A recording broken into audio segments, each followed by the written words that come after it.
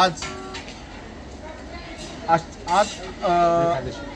आषाढी एकादशी निमित्त आम्ही प्रतिवर्षाप्रमाणे दरवर्षी आम्ही आदिमाय आदिशक्ती आणि भवानी मंदिर या परिसरात भाविकांना पांडुरंगाला दर्शन घेऊन जो भाविक तुळजाभवानीचं दर्शन घेतो आणि बाहेर पडतो त्या भाविकांना आम्ही आज शाबू खिचडी व फळाचं वाटप केलं आहे।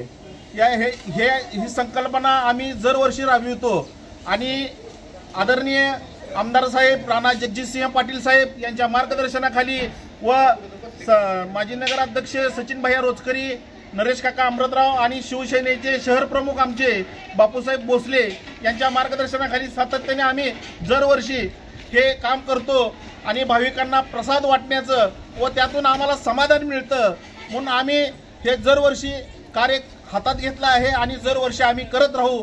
आणि आषाढी एकादशीच्या सर्व भाविकांना व नागरिकांना मनपूर्वक शुभेच्छा।